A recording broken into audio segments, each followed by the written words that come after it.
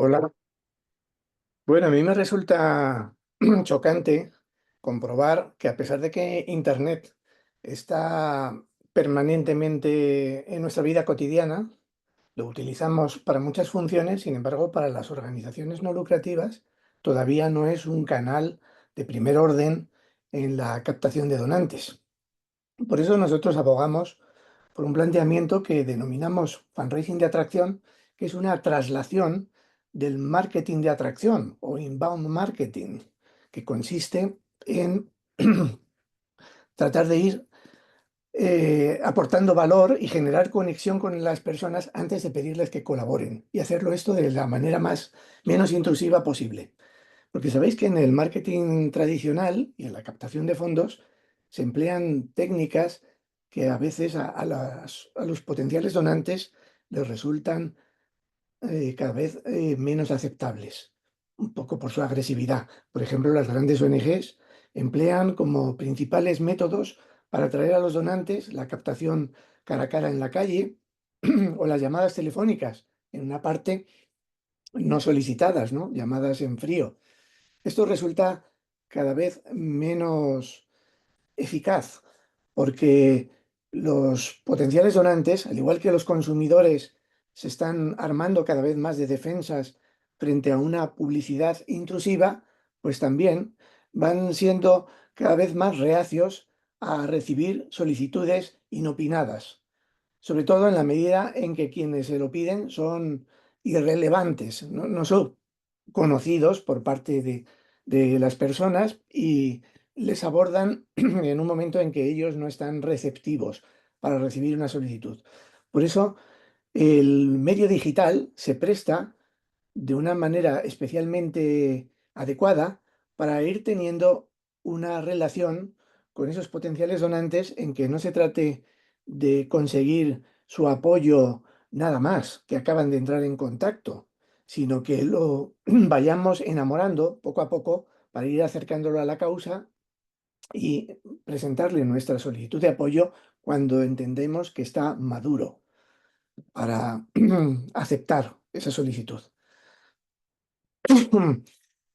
Uno de los conceptos más importantes que tiene este planteamiento es tomar conciencia de que los donantes se encuentran en distintas fases en la relación con nuestra causa y nuestra organización. En primer lugar, debemos procurar atraerlos, en el sentido de que tomen conciencia de la causa. A veces puede ser una causa que desconocen por completo, por ejemplo, las organizaciones que trabajan sobre enfermedades que no son muy prevalentes. Muchas veces una de las primeras tareas que tienen es despertar la conciencia de que existe esa enfermedad y de las graves implicaciones que tienen para las personas que las padecen. Y una vez que las han sensibilizado y que les han despertado su interés, pueden em, procurar que se mantengan en contacto asiduo con la organización. Ahí es en donde entramos en esa fase de conexión, donde tenemos que despertar un interés para que las personas sigan a nuestra organización de manera recurrente. Y una vez que se ha establecido esa conexión, que es tanto intelectual como de naturaleza emocional, es cuando les podemos pedir una primera colaboración, como puede ser una donación puntual, que muchas veces es la mejor estrategia para involucrar a las personas antes de lograr un compromiso por tiempo indefinido y de manera regular. Y por último, cuando ya han colaborado por primera vez, lo que tenemos es que desarrollar su compromiso, convertirlos en afiliados regulares o en otro tipo de aportaciones que, incluso a los que ya están afiliados, que aumentan el valor económico de su colaboración o que hacen que permanezcan más tiempo a nuestro lado. Esto es algo que muchas veces las organizaciones no reconocen, ¿no? Simplemente no tienen en cuenta esas fases. Yo me he llegado a encontrar con organizaciones que me piden que me asocie cuando ya soy socio desde hace décadas. Eso significa que muchas veces eso, no tienen una segmentación adecuada, no saben en qué momento de la relación está la persona con la que están comunicando. Se comunican con todo el mundo como una masa indiferenciada sin reconocer en qué grado está vinculada la persona ya a la organización. Por eso es importante eso, tratar de de conducir a las personas por esas distintas etapas que se representan típicamente como un embudo, como veis aquí en este gráfico, porque siempre podemos atraer a un mayor número de personas de las cuales conectaremos con una parte menor, de las cuales también solo una proporción más pequeña se convertirán y de esas pues tendremos que conseguiremos fidelizar pues también a un porcentaje de ellas, siempre progresivamente menor. Otra idea clave en el fundraising de atracción es que no hay que hablarle a todo el mundo. Tenemos que afinar el disparo. Ni la causa más popular le interesa a todo el mundo. Entre otras cosas porque hay gente que no le interesa ninguna causa, de ningún tipo. Esas hay que excluirlas.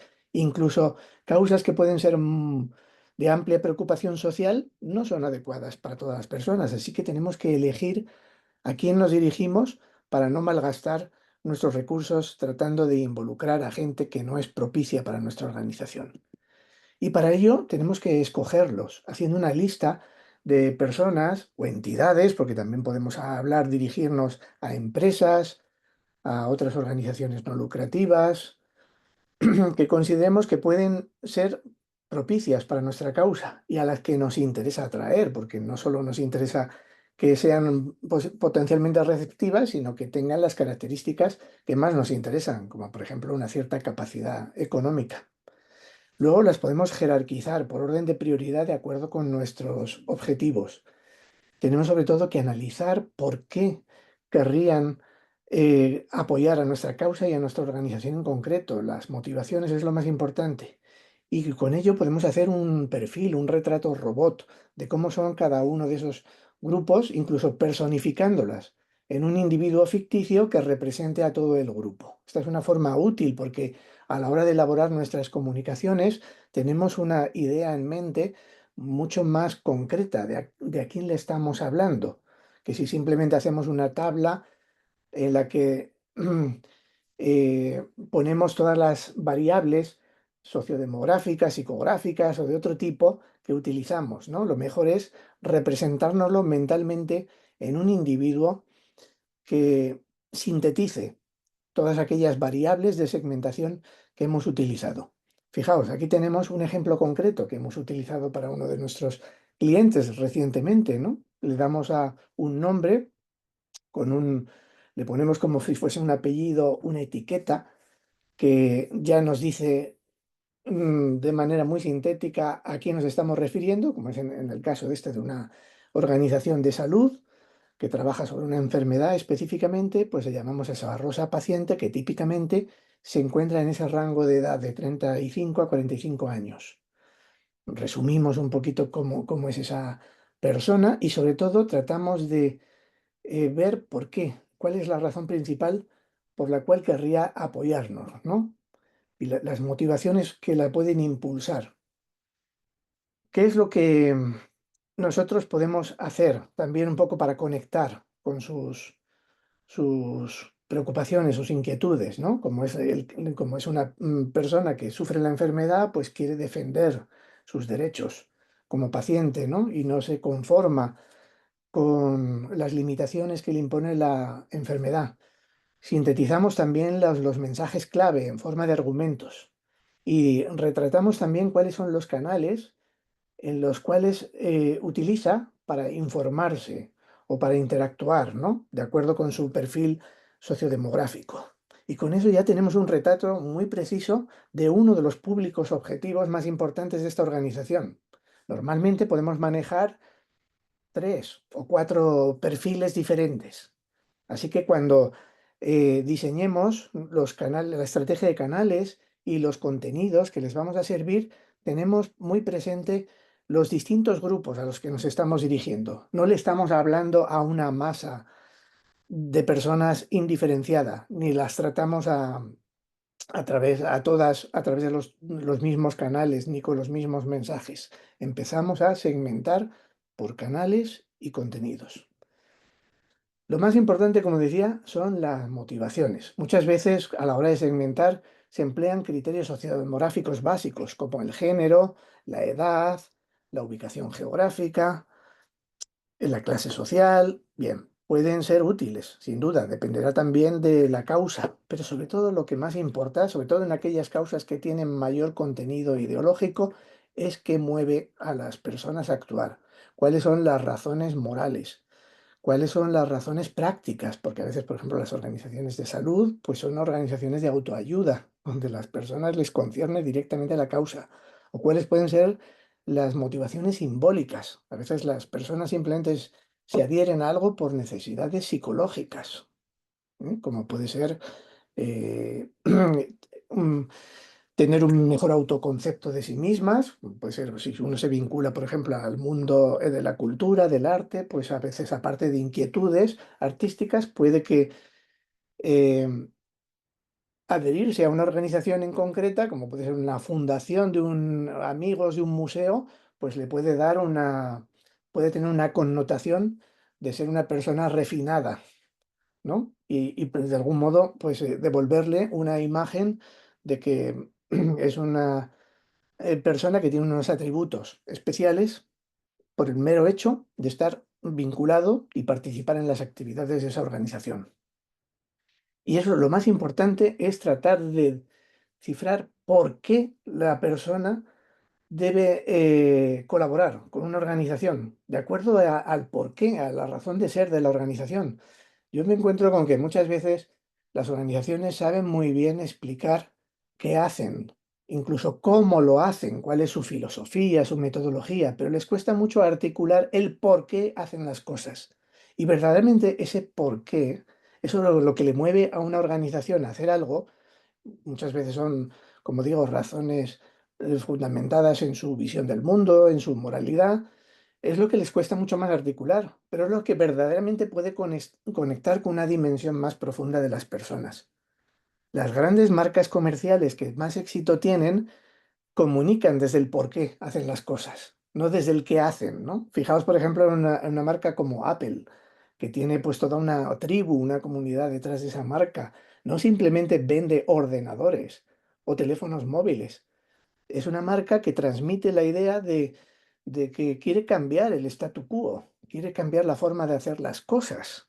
Y todos los consumidores de esa marca se sienten como personas especiales, inconformistas, que aprecian lo elegante, lo simple, son como están en un estatus superior a las de los otros consumidores que tienen otras marcas. Eso es lo que ha conseguido transmitir y por eso genera tanta fidelidad y tanto entusiasmo. Pues las ONGs deben tratar de hacer lo mismo, comunicar desde ese porqué y tratar de conectar con la cosmovisión, con la visión del mundo que tiene el donante potencial. Eso es una parte difícil de analizar, pero es muy necesaria para crear una marca poderosa y hacer unos contenidos que verdaderamente conecten, sobre todo en una época en la que vivimos, en la que hay tanta abundancia de información que resulta muy difícil sobresalir y conseguir la atención permanente de las personas, ¿eh? Porque estamos infoxicados, saturados de información.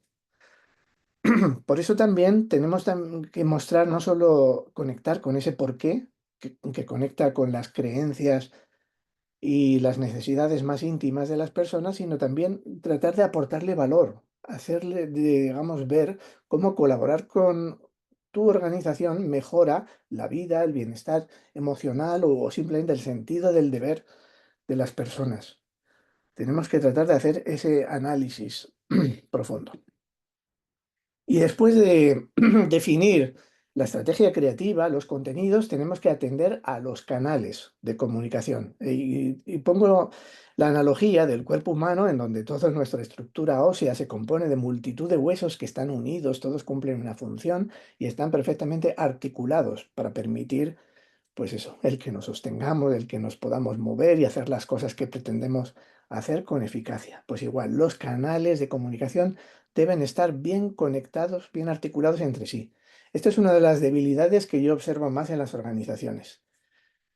En el ecosistema digital en el que se mueven y también en otros elementos que no forman parte del mundo digital, están muchas veces desconectados. Una organización puede tener un sitio web, típicamente, a veces tiene también páginas de aterrizaje independientes, puede tener sitios web de campaña, está usualmente en varias redes sociales y no tiene noción de cómo están conectados todos esos elementos del ecosistema entre sí.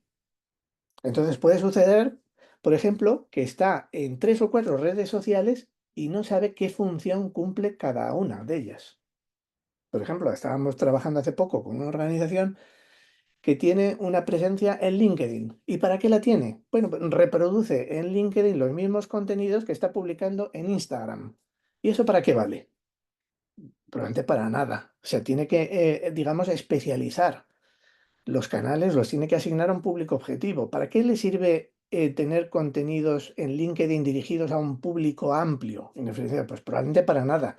Si lo que quiere es captar, entre otros, fondos de empresas, pues lo más indicado es que destine LinkedIn a la comunicación con personas que trabajan en empresas, que pueden tener una capacidad de influencia o decisión en ellas, y reserve esa red exclusivamente para contenidos destinados a las empresas. Instagram, en cambio, puede ser un canal apropiado para un tipo de público amplio y además de determinadas características que son usuarios habituales de esa red social. Y donde los contenidos van a ser de naturaleza distinta, más visuales y demás. Es decir, que tienes que también hacer como una división del trabajo de tus elementos, pero sobre todo tienes que tener una noción de qué función cumple cada cual. Y en ese sentido, aconsejo hacer un esquema donde se pongan todos los elementos que se utilizan en la estrategia de canales. Este puede ser un ejemplo ficticio, ilustrativo, pero de algo que puede ser ocurrir típicamente en una organización. Por ejemplo, puedes tener tu web institucional en el centro, que tiene como una de sus páginas estratégicas un formulario de donación. El tráfico a esa web se alimenta a través del posicionamiento en Google, de un boletín que va fomentando que los suscriptores visiten la web de forma recurrente, de webs ajenas, amigas que publican contenidos que también producen tráfico. Las redes sociales son satélites que llevan también tráfico a la web, y esto es muy importante porque a veces las redes sociales se consiguen incluso a veces como el espacio principal de comunicación, lo cual creo que es un error estratégico, porque eh, significa vivir de alquiler. En lugar de tener una casa propia, estás en un lugar alquilado que es propiedad de otra gente, que en un momento dado puede desahuciarte o puedes querer marcharte. Hace poco estaba escribiendo sobre si las ONGs deberían abandonar la red X, que es una red que se ha deteriorado tanto, que se ha convertido en un estercolero de odio y mentiras, y hace que las ONG, sobre todo las que defienden los derechos humanos, deberían cuestionarse si deben permanecer en esa red. Pues bien, el dilema es que después de haber hecho multitud de esfuerzos para construir una base importante de seguidores, ahora se pueden ver impulsados a tener que dejar esa red, que cumple, es un canal de comunicación importante. Bueno, ese es el problema que tiene muchas veces eso, utilizar el no usar las redes como un medio de llevar tráfico al sitio, ¿no? Puedes tener un montón de seguidores cuyos datos no son tuyos, son de los propietarios de esa red social. Y puedes estar a expensas de sus decisiones o de tener dificultades para trasladarte a otra red porque no tienes los datos de las personas. En fin, bueno, pues aquí podéis ver, ¿no?, el papel que puede jugar cada uno de los elementos en ese ecosistema y cómo se interrelacionan entre sí. Otra forma de representarlo, y muy fácil de ver, estamos empleando muchos canales. Veamos cómo se distribuye el uso de los diferentes canales para una de las etapas que decíamos anteriormente. ¿Qué canales empleamos para que la gente nos conozca? ¿Cuáles empleamos para conectar con ellas e ir generando esa, ese interés creciente por la labor que hacemos? ¿Qué usamos para convertirlos en colaboradores efectivos? Y por último, ¿cuáles usamos para fidelizarlos? Que estén más tiempo a nuestro lado y nos den más. Bien, pues los podemos catalogar así. Así que, con ello termino, os recomiendo que hagáis ese ejercicio y podéis usar esta simple tabla, donde para cada tipo de colaborador mm, clasificáis los canales que utilizáis para las distintas etapas de ese itinerario de relación que debe llevarlos desde ser unos extraños que necesitan conocernos a ser unos colaboradores fieles que incluso pueden ser embajadores de nuestra causa, prescriptores de la misma, y qué contenidos vamos a emplear también en cada una de esas etapas para irlos haciendo evolucionar por esa escalera del compromiso, ¿no? Desde ser unos que nos conocen en primera vez a ser unos donantes fieles y prescriptores de nuestra organización. Bueno, con eso termino. Le doy de paso la palabra a Laura para que nos cuente cómo una herramienta como el CRM puede ayudarnos o facilitarnos el aplicar esta estrategia. Muchas gracias, Agustín. Primero, darme un segundito que comparta pantalla, por favor. Un segundo.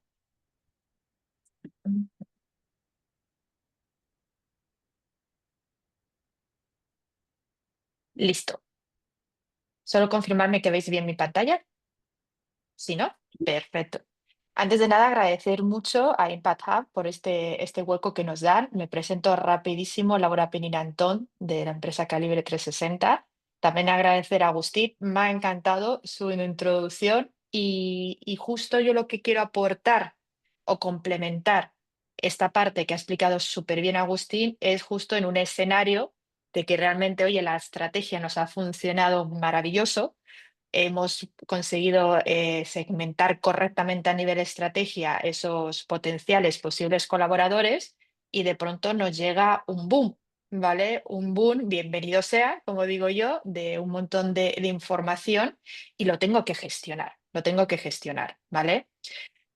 Mi parte la voy a usar mucho a nivel pantallazos, no tanto un concepto demo, quisimos evitar ese efecto demo que luego puede complicar mucho las sesiones y para intentarlo hacerlo ágil, pero por favor, cualquier cosa, también tomar nota, cualquier duda que lo podemos revisar al final. E insisto, este es como el paso siguiente al haber aterrizado una estrategia y que la estrategia funciona. Lo que yo siempre recomiendo, también recomendamos a nuestros clientes, antes de llegar a esta parte, hay que dar esos dos pasos atrás y definir bien la estrategia. Es decir, hay que construir la casa con unos cimientos claros, porque si no es construir la casa desde el tejado, ¿vale? Entonces, me voy a enfocar mucho en eso. Nuestra estrategia nos ha funcionado correctamente y ahora tenemos que gestionar estos colaboradores que nos ha llegado, ¿vale? ¿Cómo? Pues una palabra que seguramente unas siglas que habéis escuchado en miles de ocasiones, los habréis leído, probablemente os han bombardeado también un montón, que es el famoso CRM. Pero ¿cómo se traduciría, cómo se explicaría el CRM? Pues es esa herramienta, esa plataforma en la nube, esa plataforma digital que te permite tener esa gestión de tus colaboradores, ¿vale? También a nivel mercado, pues habréis escuchado de miles, hay miles de opciones ahora mismo. Está Sinergia, está Odoo, está Zoho, está HubSpot, está CiviCRM, entre muchos más, y cada vez están saliendo más. En este webinar vamos a enfocarnos en Salesforce. Pero diréis, oye, ¿y por qué Salesforce? Porque realmente nosotros apostamos como empresa, como consultoría en Salesforce, porque asegura a nuestros clientes una innovación constante que es personalizable, que se adapta y además que te permite escalar, que es una solución integrada. Estamos hablando de una plataforma integrada que no solo te cubre esa necesidad de esa gestión de tus proveedores, sino escalas también a marketing, escalas también al tema más analítico, más de business intelligence. Tiene la inteligencia artificial incorporada. Creo que estamos ya un poco todos machacados a escuchar lo de la inteligencia artificial. Salesforce ya lo tiene incorporado. Tiene una interfaz amigable y adicional mobile responsive, o sea, está adaptada a diferentes dispositivos. Y al ser una empresa global, parece mentira, pero esto es clave, tiene todo el tema de seguridad y cumplimientos de las normativas.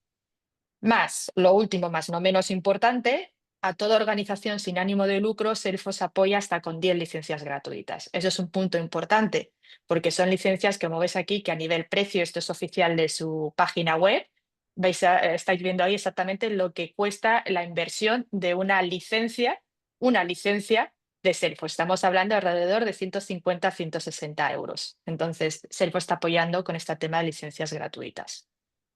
Pero vayamos más también dando seguimiento a lo que estaba comentando Agustín, ¿vale? Luego el cómo, ¿vale? Pero está muy bien lo que hemos visto en las primeras diapositivas, pero eso ¿cómo lo veo? ¿Cómo lo tangibilizo en la plataforma?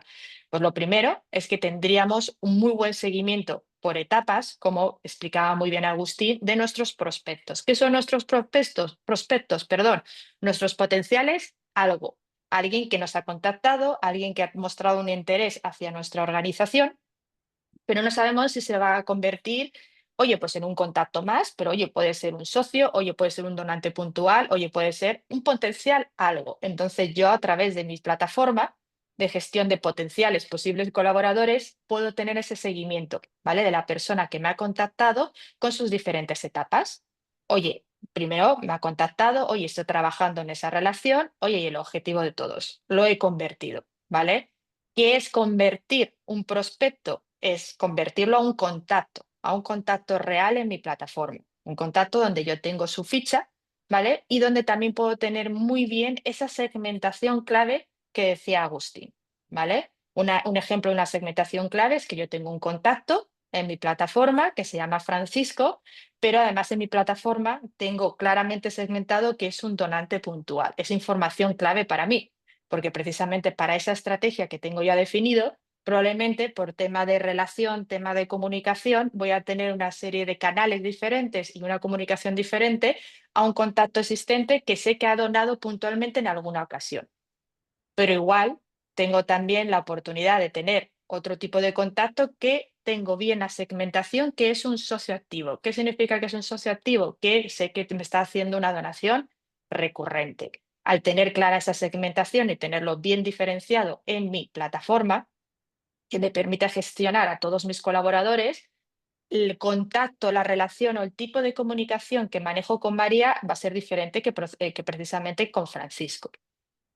Adicional, es una plataforma que no solo me permite tener ese contacto con esa persona física, también me permite tener esa gestión y ese seguimiento también de cuentas empresas. También son colaboradores de mi organización. Yo probablemente trabajo con varias compañías, ¿vale? Algunas realmente los tengo como punto de contacto, pero algunas compañías también me han aportado, han sido donantes o han sido colaboradores en algún evento, en algún proyecto en específico. Entonces, la plataforma me permite también tener ese seguimiento de esas cuentas empresas con las que estoy colaborando, ¿vale?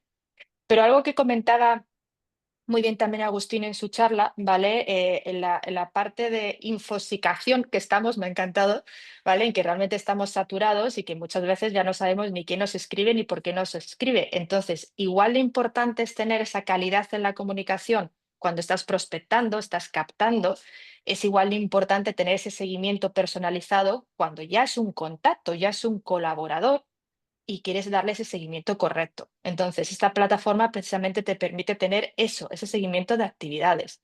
¿Por qué es clave? Porque a lo mejor Ana es un contacto que ha colaborado con nosotros en diferentes aspectos, es donante, es socio, es una voluntaria, lo que se os ocurra, ¿vale? Y dentro de lo que es mi plataforma me va a permitir dar un seguimiento correcto de qué actividades o qué tareas tengo que pendiente con Ana. Por ejemplo, me salen notificaciones de que, oye, tengo que enviar un correo en tal fecha y luego a su vez tengo el histórico, ¿vale? Por decirlo de una manera, la trazabilidad de qué iteración he tenido con Ana. Esto es clave, sobre todo en este mundo, como dice Agustín, que es la parte de la digitalización. Si me pongo a llamar, y a lo mejor es una organización de varios compañeros, y me pongo a llamar a la misma persona sobre el mismo mensaje, probablemente machaquemos a esa persona, ¿vale? Entonces, el tener esa trazabilidad y ese seguimiento correcto de mis actividades con mis contactos me permite esa atención no solo personalizada, pero sí darle ese sentimiento de, oye, pues sí, me conocen, ¿vale? Y saben que la semana pasada me mandaron un correo y que tuve una llamada y cuál fue el seguimiento. Eso también es clave. También es clave para toda la estrategia, ¿no? Que nos ha comentado Agustín también al principio, tener bien identificado campañas, ¿vale? Campañas desde un punto de vista, como veis, de captación y de seguimiento son esas estrategias, esos proyectos internos que lanzamos en el que tenemos que tener una métrica, tenemos que tener un seguimiento, cómo ha funcionado. Esta plataforma nos permite gestionar esas campañas y dentro de esas campañas nos permite tener muy bien la trazabilidad de los miembros de esa campaña. ¿Qué son los miembros de esa campaña? Pues esos son contactos o esos potenciales colaboradores que están relacionados a una campaña en específico y en qué momento están o en qué estado están. Esto nos da una visibilidad también brutal de la efectividad y ese retorno de inversión de todas las campañas que estamos invirtiendo como organización. Y hablando de ese retorno de inversión, efectivamente tendrías esa visibilidad de cómo se traduce, ¿vale? Esa conversión, que esa conversión se traduce en más donaciones puntuales, en conversión de donaciones puntuales a socios, etcétera. Y tienes esa visibilidad. ¿Cómo podemos tener esa analítica mucho más a alto nivel? Pues cuadros de mando claves. Lo comentaba también Agustín. Podemos tener muy buena estrategia, pero también tenemos que tener esa medición. Lo que no podemos medir, no lo vamos a poder mejorar. Una vez que tenemos una plataforma como esta, de estas características, vamos a tener cuadros de mando estratégicos claves que nos dan la visibilidad de las diferentes etapas en las que estamos con nuestro colaborador o potencial colaborador. Por ejemplo, cuando estamos en una etapa más de potencial colaborador, tenemos paneles, ¿vale? Tenemos cuadros de mando que nos dan una visibilidad de nuestros prospectos, de su ciclo de vida, en qué estado están, desde el momento en que han sido unos simples visitantes de nuestra página web o nos han pasado su contacto, lo estamos cualificando más a nivel un concepto más marketing o realmente se convierte en un colaborador activo con nosotros. También tenemos la visibilidad a nivel cuadros de mando de cómo están funcionando nuestras campañas, qué canales están siendo más efectivos, lo comentaba Agustín, hay que definir bien los canales en función de ese público objetivo, pero también hay que medir. Es decir, si yo elaboro una campaña, oye, medir cuál ha sido la más exitosa, qué canales me han resultado más, eso en qué se ha traducido, ¿no? En una conversión mayor de colaboradores y, por tanto, más ingresos para mí, para mi organización, para poder enfocarme en lo que me tengo que enfocar, en cubrir mi objetivo y mi propósito. Esto lo podemos, por decirlo de una manera, atomizar más, es decir, jugar con cuadros de mando, con paneles, con informes que nos permita acotar mucho más esa información. Oye, pues yo quiero saber más específicamente el detalle, ¿vale? De esos futuros prospectos o potenciales colaboradores relacionados a una campaña en específico. Y quiero tener la información de, oye, de qué campaña viene, de qué línea, por decirlo de la manera, de estrategia es, en qué mes ha habido más incremento de potenciales colaboradores, qué es lo que ha funcionado mejor. Es decir, podemos atomizar esos cuadros de mando para tener esa información más específica. Otro ejemplo, ¿cuál ha sido la tasa de conversión? Es decir, de esos potenciales colaboradores en el que he estado haciendo un seguimiento en su etapa correspondiente, ¿cuáles se han convertido en un donante puntual? ¿Cuáles se han convertido en un donante recurrente? Es decir, un socio que tiene ya una recurrencia conmigo.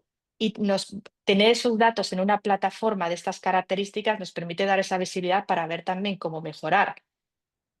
Jugamos un poco también con otros cuadros de mando. Oye, pues tener la visibilidad de cuántos donantes tengo ahora mismo, cuál es el número de donantes, en qué rango de donación estamos hablando, en qué periodo de tiempo. Oye, en este año, en este mes, etcétera. Nos da esa visibilidad. Como digo, lo que no medimos, no podemos mejorar. Otros ejemplos, ¿cuántos donantes recurrentes tengo por mes? ¿Cuál es el total de donaciones que tengo también por mes? Todo esto te va a dar esa visibilidad, ¿vale? Ay, perfecto, pero estamos hablando que esto es una plataforma que es más allá de ese concepto de CRM, ya hemos visto todo el potencial que tiene. Volvemos a lo mejor enfatizar, ¿no? En esas características o ítems que permiten esa diferenciación, el por qué tomar esta decisión, ¿no? De invertir, ¿no? De apostar por esta tecnología. Lo que hemos dicho antes, personalización, multidispositivos. También nos permite, con integraciones nativas, gestionar calendario, ya sea de Outlook, calendario, perdón, y correo electrónico, ya sea de Outlook o de Gmail. Y también nos permite potenciar nuestra estrategia de email marketing con integraciones, con soluciones, ya sean del mismo ecosistema o con soluciones terceras como MailChimp, que es una solución muy, muy común y muy frecuente en el tercer sector, ¿vale? También punto clave de su diferenciación, esa escalabilidad. Estamos hablando que es una plataforma que ahora mismo en este webinar lo estamos enfocando mucho a la gestión de colaboradores, pero es una plataforma que nos permite crecer, que va más allá. Estamos hablando de un ecosistema, de una plataforma que es Salesforce, que es líder a nivel global y que además Salesforce es una empresa, una compañía, un software que está apostando por el tercer sector. Entonces está ofreciendo todo una rama de funcionalidades que lo que os he enseñado hoy han sido pinceladas que os permite gestionar 360, nunca mejor dicho, pues todo lo que es la gestión, la visión, el crecimiento, como veis, no solo con la parte de gestión más operativa, sino también con las estrategias de ese marketing, de esa automatización de marketing, de todo el tema de captación, generación de fundraising, etcétera, etcétera. Y todo complementado, que de verdad que sí está, es el presente, el pasado, el presente y el futuro con todo ese tema de inteligencia artificial, que viene fuerte y que tenemos que estar en esta ola todos. Sin más decir que esto, como habéis visto, han sido pinceladas de todo lo que podemos ofrecer, pero daros esa posibilidad de cualquier duda, seguimiento o una atención más personalizada, pues vais a contar perfectamente con mis datos. Muchas gracias, ¿eh?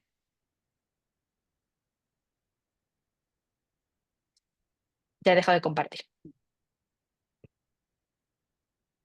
Bueno, pues ahora podemos dedicar unos minutos a preguntas. Podéis tener comentarios.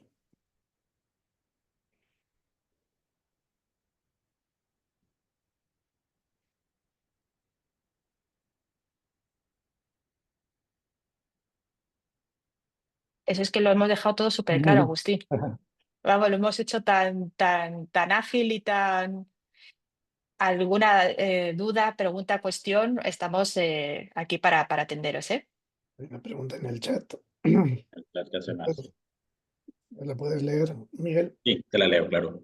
¿Qué presupuesto aproximado necesita una ONG para dar el salto a Salesforce? Esa es una muy buena pregunta. Creo que va dirigida más a mí, ¿no, Agustín? Y a lo mejor voy a hacer una pregunta un poco a la gallega. Yo soy mitad gallega, ¿vale? Eso va a depender mucho de la organización. Es decir, es como digo yo, es construir una casa, ¿vale? Entonces puede ser una casa muy base o puede ser un chalet con 3 pisos. La parte importante es que puedes llegar siempre a lo que quieras, pero una base tiene que ser importante, pero depende también mucho de la situación actual de la organización, o sea, en qué momento de la digitalización está, en qué momento de su estrategia definida está y realmente qué necesita. Si necesita una plataforma muy base para gestionar contactos ya existentes o necesita más estrategia. Yo sé que a lo mejor no es la respuesta que esperabas, pero por eso es justo lo que Agustín y yo, con esta alianza que tenemos, buscamos, ayudaros también con esa visión más de consultoría, precisamente para aterrizar vuestra necesidad con un alcance lo más detallado posible.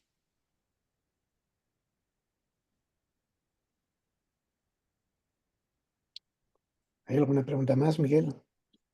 Por aquí en el chat, de momento no. ¿No? Solamente Pues, el ministro que consultó sobre compartir la grabación, que sí, podemos compartirla sin ningún problema. sí, eso Que lo la haré vamos a llegar. hacer hoy a todo el mundo. En cuanto esté lista la grabación, la compartimos. Una cosa que quería comentaros también, adicional, es muchas veces cuando una organización está haciendo esfuerzos para captar a través de los canales digitales y no digitales, porque no hay que olvidar que el fundraising, aunque lo apellidemos digital, muchas veces se acompaña de canales no digitales como el teléfono y es importantísimo. Muchas veces no se consiguen resultados apreciables solo con las herramientas de Internet. Las tenemos que combinar también con otros medios convencionales. Pero digo, muchas veces uno no sabe cómo puede optimizar los resultados. Y por eso es muy importante esa visión que decíamos por fases y tener herramientas analíticas, incluyendo un CRM que, como ha mostrado Laura, nos puede dar datos muy importantes, por ejemplo, sobre un indicador que muchas veces no se utiliza y que es clave, la tasa de conversión. ¿Qué proporción de las personas que nos visitan, que entran en una página de aterrizaje, que participan en una campaña, se convierten finalmente en colaboradores efectivos? Ujú. Si no tenemos esos datos, no sabemos por dónde meterle mano. Mira, por ejemplo, estamos trabajando con una organización que tiene en los canales digitales, es uno de los más importantes, le proporciona casi la mitad de sus ingresos, pero no tiene un sistema de información tan bueno que les permita saber cómo pueden mejorar. Entonces puede que para mejorar le pongan más leña a los medios de atracción, cuando tal vez eso no es lo que necesitan. No necesitan atraer más gente. Tal vez la optimización pasa por ser más eficaces a la hora de convertirlos.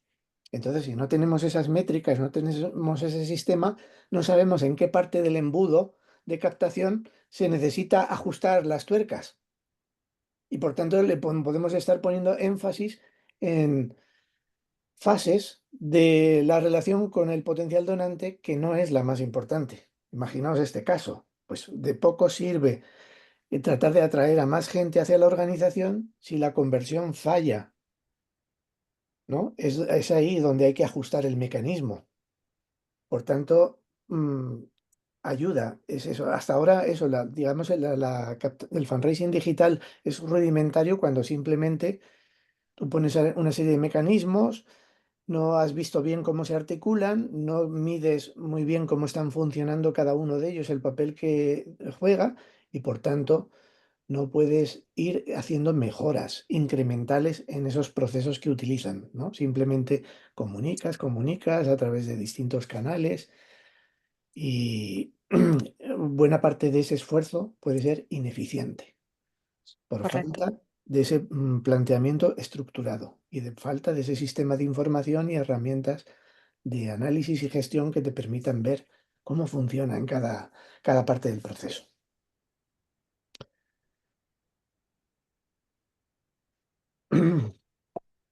Bueno, pues creo que hemos Muy llegado a la bien. hora puntualmente. Si no hay alguna... Hemos sido súper efectivos, chicos, ¿eh? O sea que, como os vamos a compartir esta información, contar con nosotros solo